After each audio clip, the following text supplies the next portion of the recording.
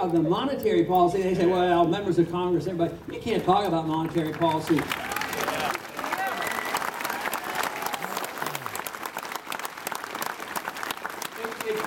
They claim it's too complex. Yeah, you take a printing press and you print out money, and you put a 1 on it, it's called a dollar. If you put a 0 on it, it's worth 10 times as much. Another 0 is worth 100 times as much. And you're supposed to believe that's real money. And of course, the students, that's where I've really been impressed, the college campus. I woke up probably a year ago, on, I think it was University of Michigan, on a college campus, which is considered, pretty liberal and all. And they got most excited about the Federal Reserve issue, and they started burning Federal Reserve notes right there. So I knew we were on to something about the money issue. And Jimmy Rogers, who's a famous Austrian economist, investor and all, and well known, he is making predictions this week, and I'm not sure I agree with his predictions, but we hope he's right. He says the Federal Reserve is so inept, they're going to self-destruct, and one of these days you're going to see the disappearance of the Federal Reserve System. Yeah! Woo! And that may be the way we get rid of it, because tomorrow we're not going to have a majority of constitutionalists in the Congress and do what we're supposed to do. But the failure of the policy will eventually destroy the system we have with us, the monetary system, as well as the dollar standard. Just as in foreign policy, I claim we're going to win this fight. The empire will come to an end. That's right. The question is how? Are we going to just use a little bit of wisdom and do it wisely and back off and mend some fences and build up our national defenses and end this? Or are we going to wait until we can't afford it? Unfortunately, almost every nation in the world ends their empire the second way. And that is, they spend themselves into bankruptcy. That's how the Soviet system came down. I remember very clearly 1962, which I consider the height of the Cold War. The height of the Cold War, mainly because of the year I got drafted. And yet we didn't have to go to war with Cuba. They had 40,000 nuclear missiles. They were in Cuba. They had nuclear weapons in Cuba. And they still fell apart for economic reasons. And that's why it's so preposterous to think that we are at such great threat at third world nations that don't have armies and navies and air forces, intercontinental ballistic missiles. But some nut says, someday we might build a nuclear bomb, so we have to get hysterical and say, well, let's go bomb them. So, but that will end. The monetary system will end. The welfare system is going to end. And at the rate we're going, the Social Security system won't even be salvageable. And because, all we do is print money, and we're in such debt. The financial obligation of this country is like $50, $60 trillion. Nobody can even count it. The international debt now is up to $13 trillion, and it's growing about every year and a half by another $1 trillion. So we are in debt up to our ears. The only thing that we have right now is positively amazing to me why it works on the short run. And that is the Federal Reserve resorts to more devaluation of the dollar by creating more money. Bail out everybody.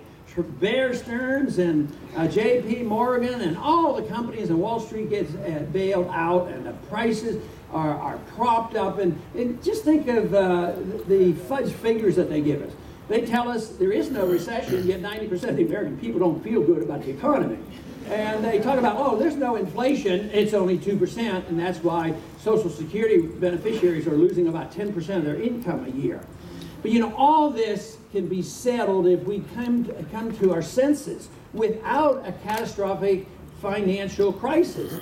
And that to me is related to the foreign policy. And this is why I talk about foreign policy so much, is that it is a vehicle that we ought to be able to come together on. We can't wave a wand and all of a sudden say, get rid of all the government programs that aren't in the Constitution. It's probably a little more than we can expect, but if we were wise, we could shift gears. I saw a pretty interesting report today about shifting gears, and that has to do with farming. And I know this state is very important in farming, and I know there's still a lot of farmers that think you can't exist without the government. But let me tell you, farmers could do a lot better without the government and make more money without the government.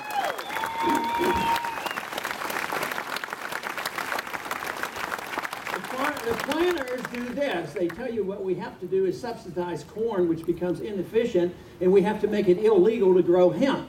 and then we're going to tell the people how to make energy. But the story this morning was on tobacco.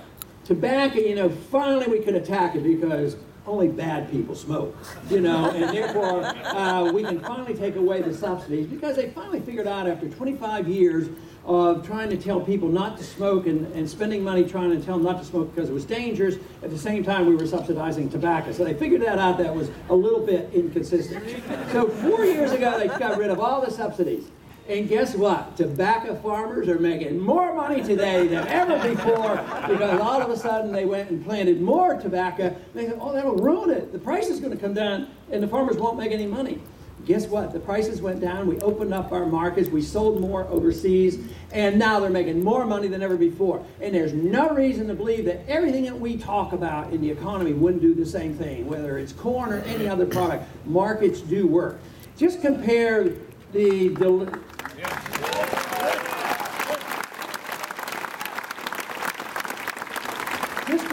delivery of medical care to the delivery of cell phones.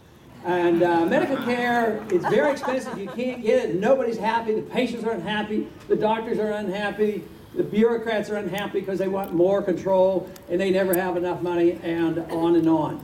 Can you imagine what the distribution of cell phones would be like if, let's say, 25 years ago, we had FEMA given the responsibility of finding the best cell phone, manufacturing it, and making sure every kid and every person in the country has a cell phone?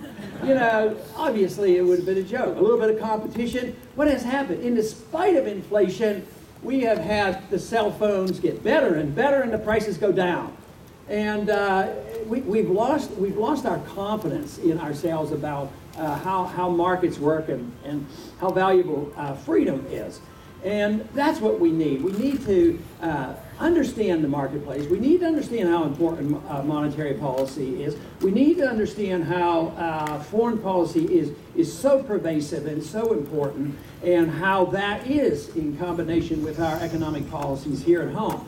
In one of the debates, Tim Russert sort of declared at the beginning of the debate, well, now the interests of the American people have shifted from foreign policy. We don't want to talk about that war anymore. We want to talk about domestic economic problems.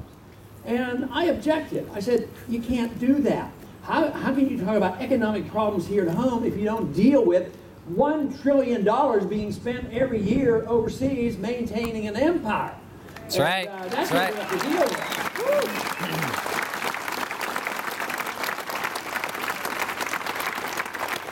So that's where we have a little bit of leverage and a little bit of room if we come to our senses.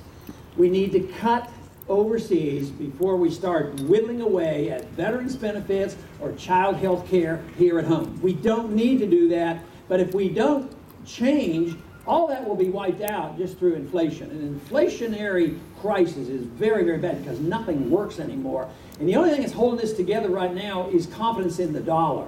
And the dollar doesn't deserve it, but we still are an economic power, we're still a military power, and that conveys a sense of confidence. But technically speaking, there's nothing behind